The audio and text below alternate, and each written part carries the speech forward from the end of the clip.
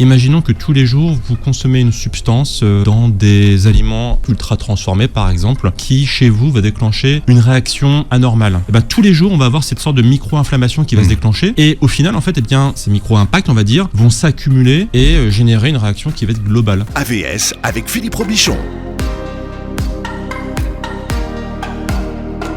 AVS pour à votre santé, bonjour, bienvenue. Ravi de vous retrouver, comme on le dit souvent. Eh bien, la santé commence dans l'assiette. J'ai invité ce matin Wilfried Launay. Bienvenue. Bonjour Philippe. Vous êtes coach, conférencier, auteur et expert en nutrition anti-inflammatoire depuis plus de 11 ans. Et vous êtes fondateur d'un média santé qui s'appelle B-Move. Voilà, qu'est-ce qu'on retrouve sur votre site ? B-Move, c'est une plateforme où on va retrouver beaucoup d'articles qui ont rapport à la santé pour expliquer qu'est-ce qu'il faut faire concrètement pour être en bonne santé. Des recettes, parce que souvent on se pose la question, qu'est-ce qu'on mange ce soir ? Donc des recettes, et puis des articles aussi liés à l'actualité sur tout ce qui est biohacking, longévité, comment optimiser sa santé avec des compléments alimentaires, des techniques pas forcément connues. Voilà, on essaie d'être un peu à la pointe du progrès sur la santé. Très à la mode, le biohacking. Exactement. Du cerveau notamment. Vous publiez le guide complet de l'alimentation anti-inflammatoire aux éditions Thierry Soucard, et votre livre propose une synthèse des dernières découvertes scientifiques sur l'inflammation. Et l'inflammation, tout le monde en parle, alors tout le monde est d'accord, mais personne ne peut l'expliquer de façon, on va dire, simple. Et pourtant, c'est pas un phénomène simple. Alors, est-ce que ma mission, ce serait pas de l'expliquer simplement ? On va faire de la simplexité, allez, si vous voulez bien. On va essayer. Philippe, je pense que vous avez déjà coupé des légumes dans votre vie ? Oui. Et voilà. J'adore l'exemple que vous prenez dans votre livre. Exactement, donc je vais le reprendre. Ouais. Quand on se coupe avec un couteau, qu'est-ce qui se passe en général ? On a de l'inflammation qui apparaît, donc concrètement on a une rougeur, on a un petit peu mal forcément, on a plein de phénomènes locaux qui vont se passer dont le but va être de reconstruire la plaie. La plaie, en fait, c'est quelque chose qui est problématique pour le corps, et donc il y a plein de réactions chimiques qui vont se passer pour fermer la plaie et faire en sorte que tout redevienne comme avant. Et le truc, c'est que ça, c'est ce qu'on appelle l'inflammation aiguë. Et c'est ce qui est idéal, c'est ce qui nous sauve la vie un peu tous les jours.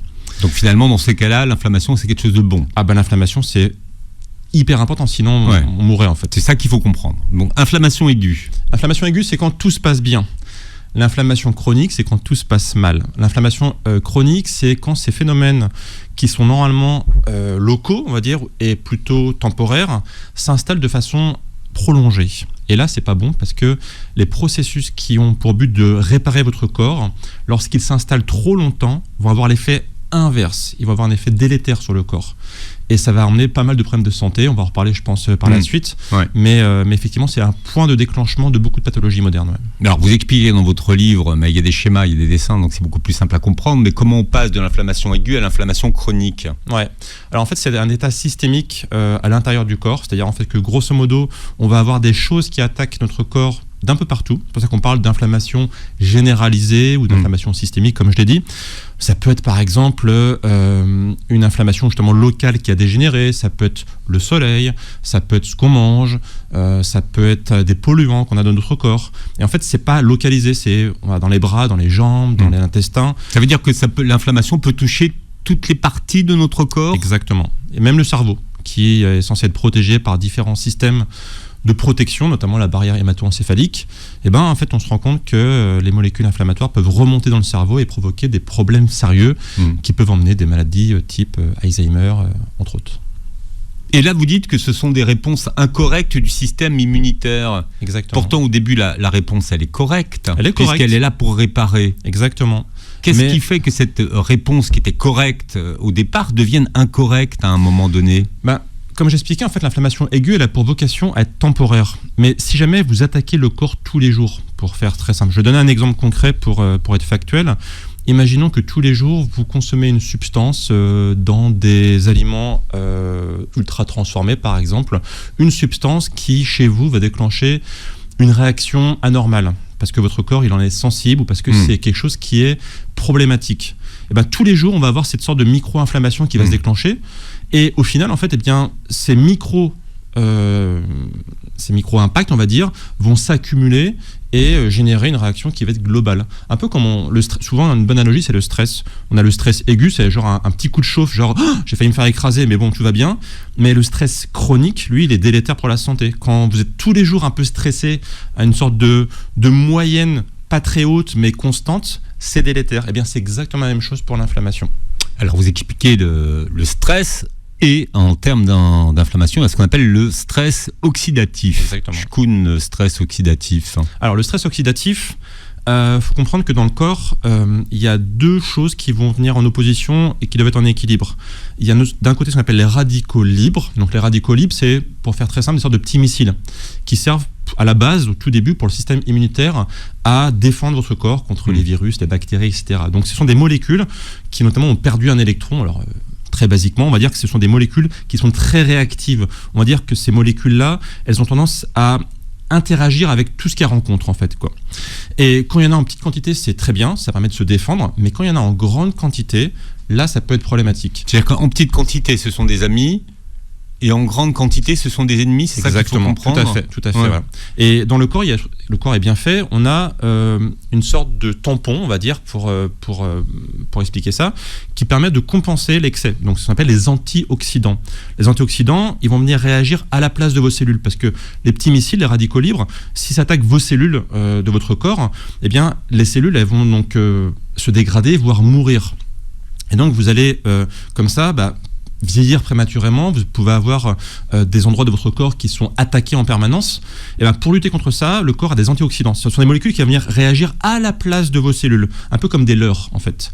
Et ces leurres, ils sont ultra efficaces parce que du coup, vos cellules sont protégées. Le problème, c'est que les antioxydants, il y en a deux types. Il y a ce que votre corps peut produire et ce que vous apportez par l'alimentation aussi.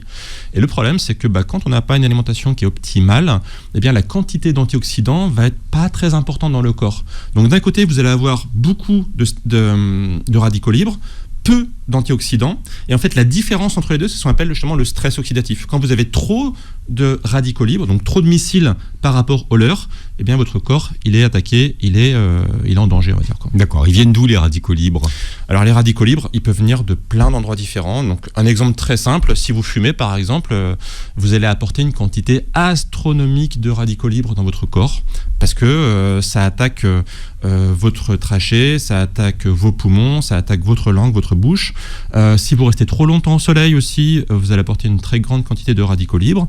Si vous consommez une alimentation qui est délétère, qui n'est pas très bonne pour vous, ou qui est chargée en éléments potentiellement dangereux, on va dire, eh bien, vous apportez aussi beaucoup de radicaux libres. Bref, en fait, tout ce qui attaque le corps, on va dire en général, a tendance à déclencher des radicaux libres.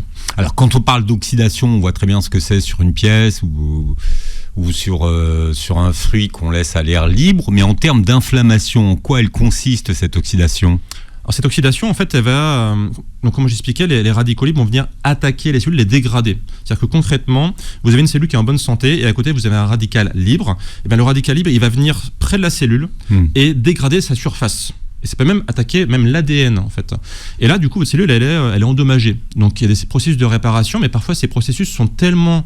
l'impact est tellement important sur la cellule qu'en fait, elle va se dire, de coup, je dois mourir. Ça s'appelle l'apoptose. En fait, elle va se suicider pour permettre de ne pas laisser une cellule endommagée dans le corps.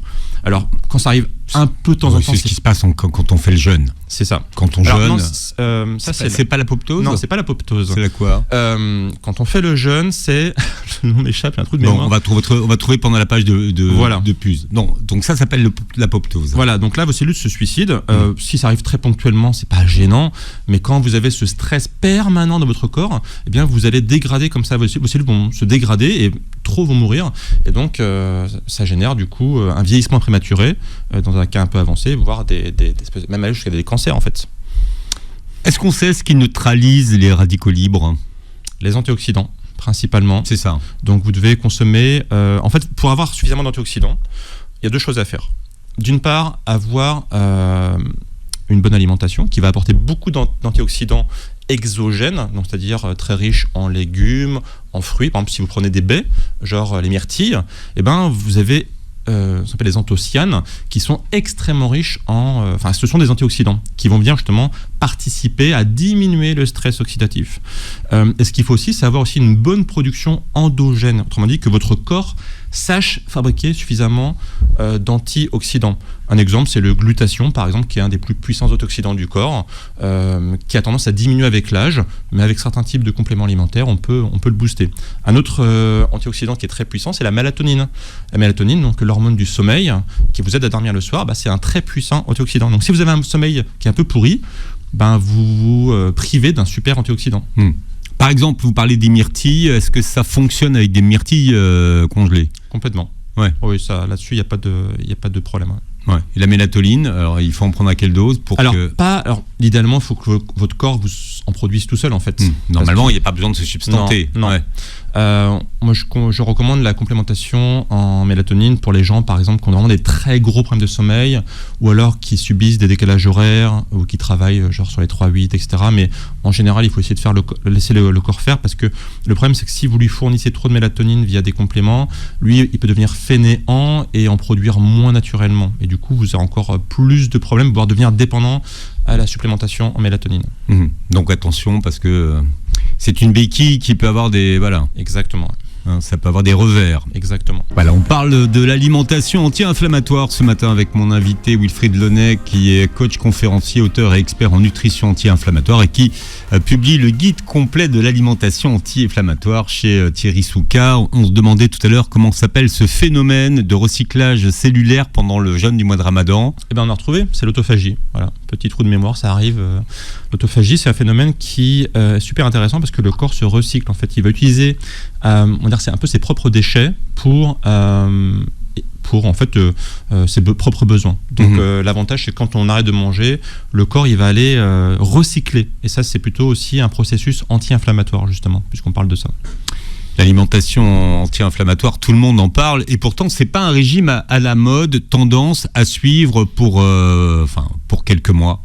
C'est un mode de vie. Exactement, parce que le truc, c'est que contrairement à un régime amaigrissant qu'on pourrait faire par exemple avant l'été pour être beau gosse sur la plage, l'idée, je pense, de tout le monde, c'est de rester en bonne santé le plus longtemps possible. Or, l'inflammation est un terreau favorable à l'apparition de beaucoup de maladies, et d'autant plus d'ailleurs en vieillissant. Via un phénomène qui s'appelle l'inflammaging, c'est-à-dire le processus l'inflammaging, alors là c'est trop chic. L'inflammaging, c'est le fait que quand on vieillit, le corps a tendance à augmenter le niveau inflammatoire. Les cellules notamment fonctionnent moins bien, elles deviennent un peu zombies sur les bords, et on a tendance en vieillissant à produire plus d'inflammation, et justement c'est aussi en vieillissant qu'on a plus de probabilité de déclencher des maladies chroniques. Donc autant mettre toutes les chances de son côté en diminuant l'inflammation, surtout avec l'âge. Donc c'est pour ça que c'est pas un régime à la mode, il faut le faire toute sa vie jusqu'à ses derniers jours. Alors, on parlait tout à l'heure de l'oxydation des tissus via les radicaux libres, mais il y a une autre cause d'inflammation chronique dont on parle moins, c'est la glycation. Ah, super intéressant la glycation. La glycation... Phénomène préféré du docteur Alouche. Alors, la glycation, c'est pas un terme de cuisine, ça ? Alors, au tout début, si, ça pourrait être... ça s'appelle la réaction de Maillard. La réaction de Maillard, c'est quand vous faites cuire un petit peu trop dans votre poêle, par exemple, vos fruits, vos légumes, ce que vous faites cuire, et peut y avoir une petite couleur un peu dorée, caramélisée qui apparaît. Et ça, c'est une réaction entre des protéines et des glucides, qu'on connaît bien, notamment si on fait dorer les aliments. Donc quand c'est en cuisine, ça va, c'est pas trop gênant, quoique, il faut faire attention de pas trop en consommer non plus. Là où ça devient gênant, c'est quand ça se passe dans vos tissus, dans votre corps, dans votre sang en particulier. Parce que quand on a de la glycation dans le corps, eh bien ça augmente aussi le niveau inflammatoire, parce que les protéines glyquées, donc qu'on réagit avec des sucres, eh ben elles sont plutôt pro-inflammatoires. Alors ce que vous expliquez, c'est que la réaction entre le sucre et les protéines, ça a un nom, c'est ce qu'on appelle des produits de glycation avancée. Les AGE pour les intimes. AGE. Ouais. Donc les AGE, c'est en fait tout simplement, dans votre corps, vous avez des glucides, donc des sucres et des protéines, et vous avez une tendance naturelle à cette réaction entre les sucres et les protéines, donc qui s'appelle la réaction de Maillard en cuisine. Dans votre corps, on va dire, c'est ces AGE qui se créent. Encore une fois, en petite quantité, c'est pas gênant. C'est un peu comme ces fameux radicaux libres, c'est naturel. Et en fait, il n'y a pas le choix, c'est une réaction qui se crée naturellement. Parce que dans votre sang, vous avez donc la glycémie, donc c'est-à-dire le taux de sucre dans votre sang, qui est relativement constante. Donc vous avez forcément du sucre dans votre sang et vous avez forcément des protéines. Et donc, protéines plus sucre égale réaction. Le truc, c'est que si vous consommez une alimentation plutôt sucrée, si vous avez tendance à avoir une glycémie plutôt haute, eh bien vous augmentez ces réactions. Elles arrivent avec beaucoup plus de probabilité. Et comme il y en a plus, eh bien il y a plus d'inflammation, tout simplement. D'accord. On sait comment précisément les AGE produisent l'inflammation chronique ? Vous voulez que je vous détaille ça ? Alors, si vous pouvez le faire simplement. Alors, en gros, les AGE, c'est très peu évoqué. Les AGE, en fait, vont réagir avec des récepteurs sur les cellules qui s'appellent les récepteurs RAGE, R-A-G-E. D'accord. Récepteur AGE. Et en fait, quand un AGE se combine avec un RAGE, dans la cellule, va y avoir une cascade de phénomènes qui vont emmener la création de molécules pro-inflammatoires comme TNF-alpha, interleukine 6, etc., etc. Donc c'est un processus, une réaction moléculaire qui se base à la base par une simple réaction entre les AGE et les récepteurs AGE. Quand les deux se collent, dans la cellule, il y a une chaîne et derrière des molécules inflammatoires. Bon, pour plus d'informations, vous lisez le livre ou vous googlez, c'est passionnant. Le stress chronique aussi peut être la source de l'inflammation chronique. Alors comment est-ce que le stress peut justement induire de l'inflammation ? Ouais, alors ça c'est un phénomène qui est super intéressant parce que il faut savoir que le stress chronique et l'inflammation chronique ont tendance à s'entretenir mutuellement. C'est-à-dire en fait que plus on va avoir d'inflammation, plus on peut avoir de stress, plus il y a de stress, plus ça augmente le niveau inflammatoire. Alors ça passe par où en fait ? En fait à la base, en grande partie c'est le cortisol donc qui va... Donc est une hormone. Voilà, l'hormone qui est sécrétée lorsque le stress augmente. Encore une fois, quand on l'expliquait tout à l'heure, le stress temporaire n'est pas gênant, voire même il est salvateur. S'il n'y a pas de stress, vous ne pouvez pas vous réveiller le matin, donc ce serait un peu dommage quand même. Mais il a normalement pour but de diminuer rapidement ce stress. C'est un pic et ça descend. Quand il s'installe pour longtemps, eh bien en fait, il y a des réactions dans le corps qui vont se passer et qui vont déclencher de l'inflammation. En gros, le cortisol a tendance à exciter le système immunitaire et le système immunitaire, du coup, c'est lui qui est un peu le véhicule de l'inflammation chronique. Parce que c'est lui qui est censé nous défendre. Vous savez, j'expliquais, quand on se coupe, c'est le système immunitaire qui va venir réparer vos tissus, enlever les déchets, faire qu'il y a plus de sang qui arrive, etc., etc. Et donc quand votre système immunitaire il est un peu trop sollicité, eh bien en fait en général ça se passe mal. Notamment c'est comme ça qu'arrivent notamment les maladies auto-immunes. Autre responsable, ce qu'on appelle le syndrome de perméabilité intestinale. Alors là aussi on commence à en parler de plus en plus. Qu'est-ce qui fait que l'intestin devient imperméable ? C'est une bonne question. Ça aussi, on le sait ou pas ? Oui, bien sûr. Bon, d'accord. C'est d'ailleurs pour moi, c'est une des plus grandes sources d'inflammation chronique qu'on a aujourd'hui. La santé commence dans l'intestin. Ça, je pense que vos auditeurs le savent bien. Le truc, c'est que alors, je parlais à l'instant du système immunitaire. C'est intéressant parce que justement, c'est une bonne transition. Quand votre intestin devient perméable, c'est-à-dire qu'il a tendance à s'ouvrir. Sur votre intestin, vous avez des cellules qui s'appellent les entérocytes, qui normalement doivent être collées. Et quand elles sont tendance à s'ouvrir, eh bien, il y a des molécules qui passent à travers qui ne sont pas censées passer. Quand c'est des morceaux de protéines, quand ce sont des morceaux d'aliments non digérés, votre système immunitaire va s'activer. On en parlait à l'instant avec le cortisol. Et si c'est encore une fois ponctuel, c'est pas gênant. C'est ok, le corps sait gérer. Mais si c'est tous les jours, ce qui va se passer en fait, c'est que votre système immunitaire va être surexcité. Et derrière, eh bien, ça va générer des molécules inflammatoires qui vont être en grande quantité. Parce que dès qu'on a intervention du système immunitaire pour combattre un ennemi, il y a envoi de molécules inflammatoires. L'inflammation, c'est pour vous défendre à la base. Donc, comme on l'explique en introduction, un peu de défense, c'est bien. Quand il y en a beaucoup trop, c'est destructeur. Mais est-ce qu'on peut réparer un intestin imperméable ? Oui. Déjà, il faut éviter de consommer ce qui le rend perméable. Donc moi, je dirais déjà deux choses. Éviter de consommer des aliments ultra transformés. Si on prend les aliments qui contiennent beaucoup de E, XXX, etc., ces composés ont tendance à impacter le système intestin microbiote. Et puis, c'est de réduire aussi le gluten. Le gluten est considéré comme un grand acteur dans la perméabilité intestinale. Parce que justement, en fait, dans l'intestin, donc ces cellules qui s'ouvrent et qui se ferment, les entérocytes, elles sont contrôlées par une enzyme. Et cette enzyme, en fait, qui s'appelle la zonuline, en gros, il y a deux choses qui peuvent l'activer. Il y a d'une part le gluten et d'autre part la dysbiose intestinale. C'est-à-dire, en fait, le fait que votre microbiote intestinal soit désordonné, qu'il y a trop de mauvaises bactéries par rapport aux bonnes bactéries. Donc, on prend soin de son intestin en diminuant le gluten, en diminuant les produits ultra transformés, et on favorise les fibres, notamment, donc les légumes, les fruits, pour donner à manger aux bonnes bactéries qui, en fait, en grandissant, vont réduire naturellement les mauvaises bactéries. Ce qui veut dire que c'est réversible. Exactement. Voilà, après, il y a des gens qui ont des niveaux très avancés de perméabilité intestinale. Dans ces cas-là, on peut conseiller des compléments alimentaires, comme par exemple la glutamine, qui est très intéressante pour aider à colmater, on va dire, un peu l'intestin, ou même le collagène, par exemple, aussi est très intéressant pour l'intestin. De plus en plus d'études suggèrent que les intolérances alimentaires peuvent être une source d'inflammation chronique. Exactement. Ouais. Contrairement aux allergies. Alors, expliquez-nous la différence. Alors, c'est assez subtil. Une allergie alimentaire, en général, vous le savez tout de suite. Par exemple, vous consommez, une fraise, et tout de suite, vous avez une réaction qui se passe soit dans la bouche, soit dans l'intestin, etc. Une allergie, c'est une réaction quasi immédiate. L'intolérance, elle va venir beaucoup plus tard. Ça peut s'exprimer en heures, voire en jours.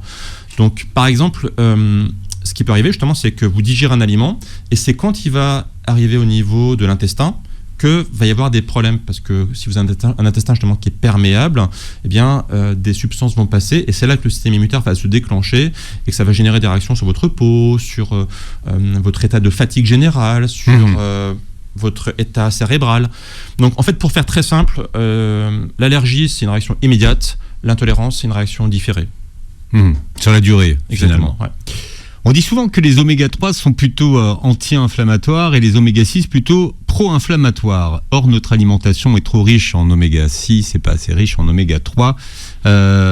Déjà, pourquoi est-ce qu'il est si compliqué de faire le plein d'oméga-3 ? Alors, c'est extrêmement compliqué de faire le plein d'oméga-3 pour plusieurs raisons. Par l'alimentation. Plusieurs raisons. D'une part, parce que aujourd'hui, on consomme peu d'animaux qui ont vécu dans leur environnement naturel. Si jamais vous consommez du gibier, donc un animal qui a vécu toute sa vie dans son environnement naturel, vous aurez dans sa chair des oméga-3 de qualité qu'on appelle les EPA-DHA. Si par contre vous consommez un animal qui a grandi dans un environnement type élevage intensif, qui a consommé des tourteaux de soja, des céréales, etc., qui sont des aliments riches en oméga-6, on va les retrouver dans leur chair. Donc à partir du moment où vous consommez des animaux qui ont vécu dans un environnement intensif, vous avez peu de chances d'avoir des oméga-3. Aujourd'hui, il faudrait consommer des animaux sauvages. Or, c'est compliqué. C'est quand même un peu compliqué. Oui. C'est compliqué, sauf, il y a une exception. Les poissons. On peut trouver du poisson sauvage. Exemple, les sardines. Quand vous consommez des sardines, c'est rarement des sardines d'élevage, c'est des sardines pêchées en haute mer. Et l'avantage des sardines, c'est que ce sont des petits animaux, donc qui sont notamment faciles à pêcher, peu enclins à accumuler des métaux lourds, est très riche naturellement en oméga 3. Donc vous pouvez consommer des oméga 3 via les petits poissons gras, ça c'est une bonne source d'oméga 3. Les sardines, elles sont en train de rétrécir en ce moment. Ah oui. Ouais. Ouais, je ne savais pas. On s'est rendu compte que la taille des sardines rétrécissait. Est-ce que c'est pas par rapport aux tailles des filets de pêche ? Elles s'adaptent. Ah ça je ne sais pas, tiens. Non, c'est finalement par rapport à ce qu'elles mangent. Ok, ouais. Intéressant. Et finalement, même la sardine va se raréfier, vous allez voir. Mais il faudrait manger combien de sardines pour avoir la quantité d'oméga 3 ? C'est ça. Alors, j'ai pas un chiffre précis à vous donner, mais on dit souvent qu'il faudrait manger au moins 2-3 fois du poisson par semaine. Ouais. Sachant que, comme vous parliez d'oméga 3, oméga 6, en fait, ce qui importe, c'est l'équilibre.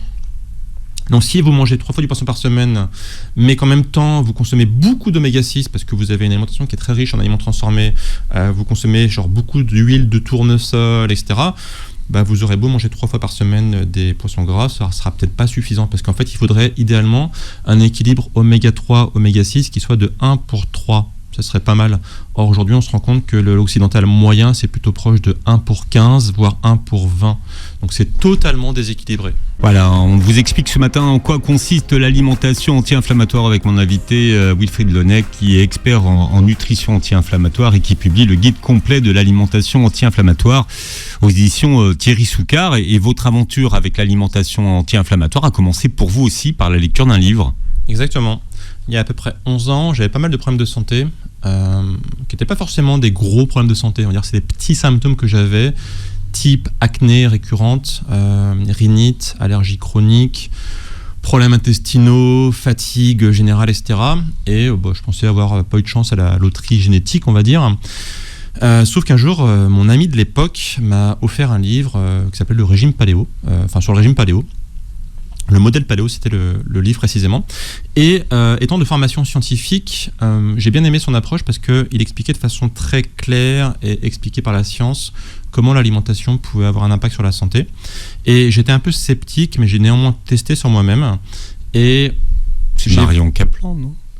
Non, c'était pas celui-là. Non, Marion Kaplan avait écrit Paléobiotique. Ah ouais, d'accord. Voilà. Ouais. Là, c'était le modèle paléo de Mark Sisson, c'est un Américain. Et en fait, j'ai remarqué qu'en appliquant ce régime alimentaire, en fait, en quelques semaines, mon acné avait quasiment disparu. Mes rhinites avaient disparu aussi en quelques mois et mes allergies, en 2-3 ans, j'avais plus rien.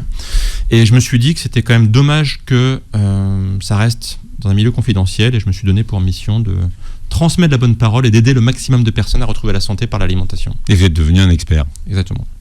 Par la force des choses. Quelles sont les maladies associées à l'inflammation chronique ? Il y en a beaucoup, Philippe. La liste s'allonge, ouais. Ah oui. Le problème, c'est que la liste, elle est quasiment impossible à être, qu'elle soit complète, parce qu'on détecte tous les jours des maladies qui auraient pour origine l'inflammation chronique. Il y en a des connus comme tout ce qui est problème cardiovasculaire, même le cholestérol. Vous savez, le cholestérol, on dit attention, tu as du cholestérol. En fait, si jamais on ne se focalise pas sur le cholestérol, mais plus sur l'origine, c'est-à-dire comment à notre style de vie, le cholestérol il va diminuer naturellement. Le diabète aussi, éventuellement. C'est-à-dire que les plaques qui se fixent sur nos artères, c'est pas dû au cholestérol. À la base, en fait, le cholestérol, il faut le voir comme une conséquence. C'est pas la cause. Souvent, on a tendance à dire le cholestérol, c'est la cause des plaques. Non. Le cholestérol est plus là, on va dire, alors je vais ultra schématiser, le cholestérol est plus là pour aider à réparer les dégâts qu'à causer l'inflammation. En gros, quand votre sang, vos artères, votre lymphe, votre corps est baigné par les molécules inflammatoires, ça attaque un peu toutes vos cellules, en particulier la surface de vos artères, donc ça s'appelle l'épithélium, qui est très sensible à l'inflammation. Et quand la surface est abîmée, en gros, on va avoir plusieurs entités qui vont arriver pour réparer ce qui est abîmé par l'inflammation, dont le cholestérol. Et souvent, on a tendance à dire, le cholestérol, regarde, il y a du cholestérol, donc c'est lui le coupable. Ce serait un peu comme dire, regarde, il y a un accident, il y a des pompiers, donc c'est les pompiers le coupable. Non, en fait, les pompiers ils sont là pour aider. C'est pas eux les coupables. Parce que, comme par hasard, à chaque fois qu'il y a un incendie, il y a des pompiers. Coïncidence ? Je ne pense pas. Et c'est exactement pareil pour le cholestérol. Donc, au lieu de cibler les pompiers, ciblons le feu. Pourquoi en fait il y a les pompiers ? Parce qu'il y a le feu. Donc en diminuant le niveau inflammatoire, on va aider le corps à mieux marcher et à réduire le cholestérol naturellement, mais donc aussi à diminuer les maladies cardiovasculaires, à tout ce qui est problème de peau. Moi j'ai eu le problème d'acné, on peut parler du psoriasis, de l'eczéma, des problèmes intestinaux, et même on parlait d'Alzheimer aussi. Aujourd'hui on sait qu'Alzheimer a une grande origine inflammatoire, et globalement les process qui aident à réduire Alzheimer passent avant tout par une alimentation anti-inflammatoire. Les problèmes d'articulation également. Ouais, polyarthrite rhumatoïde, arthrose, etc. Ça, c'est des causes qui peuvent s'expliquer par l'inflammation. Moi, j'ai eu beaucoup de personnes qui suivent ce que je dis. Souvent, d'ailleurs, des personnes qui me suivent et qui ont des problèmes articulaires, elles me disent juste, j'ai appliqué tes process, alimentation anti-inflammatoire, et j'ai plus mal aux articulations, j'arrive à bouger les doigts, les genoux sans avoir de douleur, enfin. Et ça, effectivement, c'est un grand classique, ouais. Alors, le syndrome également de fatigue chronique. Ouais, ça, c'est un grand classique. Beaucoup de gens autour de nous sont fatigués. Et alors, il y a plein de causes à la fatigue chronique. On ne pourra pas dire c'est à cause de l'inflammation, parce que ce serait mentir. Néanmoins, si on a un environnement inflammatoire, ça va exacerber la fatigue. Parce que déjà, un système immunitaire qui est en activité permanente, c'est fatigant. Quand on est malade, on a rarement tendance à aller faire la fête. On a plutôt tendance à rester tranquille, à dormir, etc. Le corps, il se dit plutôt, comme tu es malade, comme tu es en mode on va faire des réparations, calme-toi, dors, ça se passera bien. Donc déjà, ça c'est intéressant. Et puis aussi, j'explique dans mon livre, on se rend compte en fait que l'inflammation a tendance à mettre en place des phénomènes de protection. Quand on est en contagieux, on a tendance à vouloir s'isoler, à vouloir dormir. C'est exactement ce qui se passe lorsqu'on a le syndrome de fatigue chronique. Alors vous proposez dans votre livre un test pour évaluer son niveau potentiel d'inflammation chronique, donc ça vous verrez dans le livre. En quoi ça consiste globalement et quels sont les grands principes de l'alimentation anti-inflammatoire ? Alors l'alimentation anti-inflammatoire va se consacrer sur déjà maximiser les aliments anti-inflammatoires et minimiser les aliments pro-inflammatoires. Quand on rééquilibre ces deux environnements, ça nous aide bien. Donc aliments anti-inflammatoires, on va avoir fruits, légumes, viande et poissons de bonne qualité. J'insiste, si vous prenez de la viande qui vient du supermarché que vous avez payé une misère, c'est pas la peine, vaut mieux manger, vaut mieux pas en prendre en fait. Des oléagineux, des champignons, bref. En fait, dans mon livre, d'ailleurs, je donne un exemple, c'est imaginez demain que vous arrivez sur une île déserte. Oui, parce que alors plutôt que de donner une liste des bons aliments et des mauvais aliments, vous commencez par cet exercice de visualisation qui consiste à arriver sur une île et à se projeter sur l'île. Voilà, sur une île déserte, en fait, tout ce que vous allez rencontrer qui est potentiellement comestible, c'est anti-inflammatoire.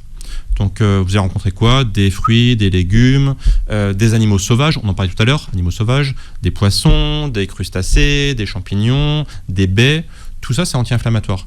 Vous n'allez pas rencontrer des plats ultra transformés, vous n'allez pas rencontrer des sandwichs à 2 €, vous n'allez pas rencontrer des céréales normalement, vous n'allez pas rencontrer tout ce qui est problématique en fait, quoi. Donc à partir du moment où vous faites vos courses, dites-vous, est-ce que en théorie, je pourrais trouver ça sur une île sauvage ?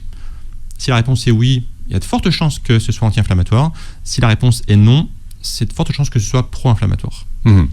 Les autres principes de base ? En dehors de l'alimentation ? Oui. Alors, ça c'est intéressant aussi parce que souvent, on se focalise sur l'alimentation. Et c'est bien, c'est un pilier important. Je dis souvent que la santé, c'est 4 piliers. Un peu comme une chaise. C'est l'alimentation, l'activité physique, le sommeil, on en parlait tout à l'heure, et le mental. Si jamais en fait il y a un de ces piliers qui est pas en bonne santé, en fait votre chaise elle est bancale. C'est-à-dire je mange bien, je fais du sport, dans ma tête ça va à peu près. Par contre j'ai un sommeil qui est pourri. En fait la chaise elle est bancale. Et là du coup on peut avoir un environnement qui est paradoxalement pro-inflammatoire malgré le fait qu'on prenne bien soin de son alimentation, de son activité physique, etc., etc. Donc il faut absolument avoir une vision holistique de sa santé, se dire est-ce que je fais attention à tous les piliers de ma santé, et ça passe donc par l'alimentation comme on l'a expliqué.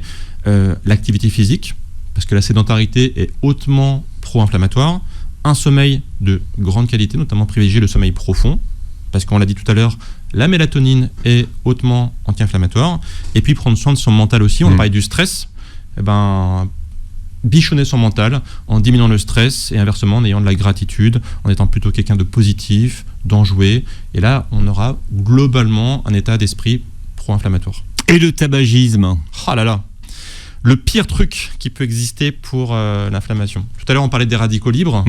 En fait, si on doit mettre en numéro 1, qu'est-ce qui génère le plus de radicaux libres dans tout ce qui existe, le tabagisme vient en première position. Quand vous fumez des cigarettes ou n'importe quoi d'ailleurs, vous envoyez dans votre corps une quantité astronomique de radicaux libres qui va d'ailleurs épuiser votre stock d'antioxydants. Tout à l'heure, on parlait des antioxydants endogènes que notre corps a à l'intérieur de lui.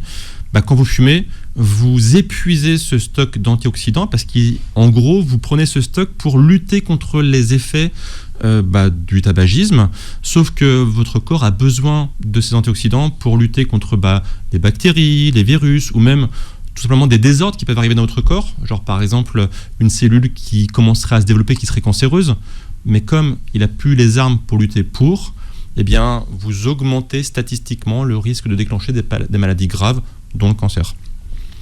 Certaines études suggèrent que la consommation de produits laitiers serait pro-inflammatoire chez certaines personnes. Vous, quelle est votre approche ? Alors c'est bien de dire chez certaines personnes, parce qu'effectivement les produits laitiers c'est compliqué.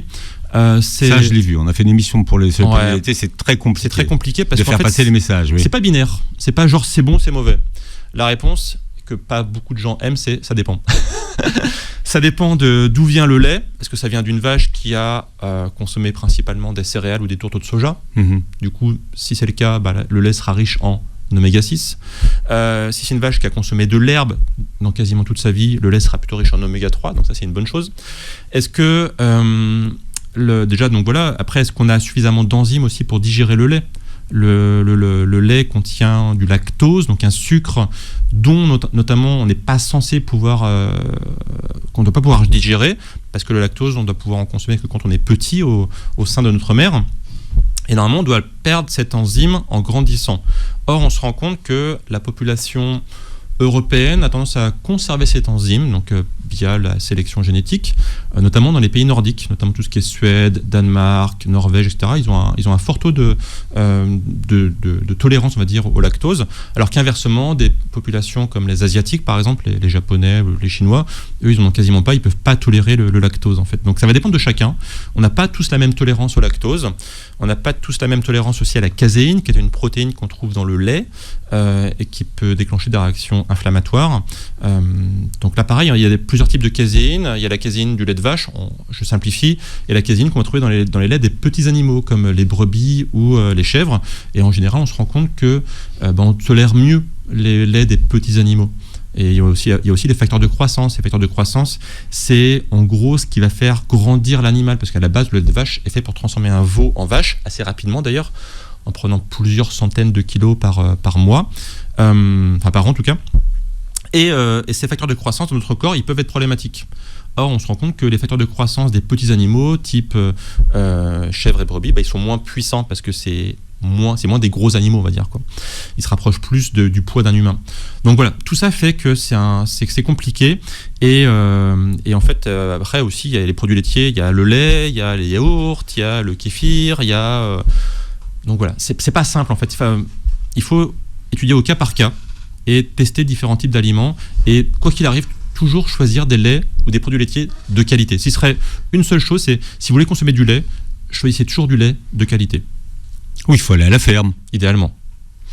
Bien, vous proposez un challenge de 21 jours d'alimentation anti-inflammatoire. Pourquoi 21 jours ? Ça fait 3 semaines et on se rend compte qu'en moyenne, c'est le temps qu'il faut pour prendre des bonnes habitudes. Alors bien sûr, on peut en débattre, mais on se rend compte que c'est le temps qu'il faut pour que les gens adoptent des nouvelles habitudes. Or, consommer une alimentation anti-inflammatoire, ça implique de faire des changements dans sa vie. C'est pas juste, comme on disait tout à l'heure, un switch pour quelques jours ou quelques semaines, c'est un changement profond de son style de vie. Et donc, pour que ce soit ancré dans nos habitudes, il faut du temps. Et en général, 3 semaines, c'est pas mal. Et le secret est dans la planification. Exactement. Parce que décider à la dernière minute de ce qu'on va manger, c'est le meilleur moyen d'improviser. Et quand on improvise, on prend du tout fait, on prend du Uber Eats, on prend du quelque chose qui est pas préparé par nos soins. Et en général, on se rend compte que plus on s'occupe de notre alimentation, plus c'est anti-inflammatoire. C'est bien ça va être le slogan. La suite est dans votre livre, le guide complet de l'alimentation anti-inflammatoire chez Thierry Soucard. Merci d'avoir été avec nous. Merci Philippe. Vous réécouterez l'émission en podcast sur beurrefm.net et sur les plateformes qui reprennent l'émission. Et vous verrez la captation de cette émission sur notre chaîne YouTube. Passez une très belle journée santé sur Beurre FM.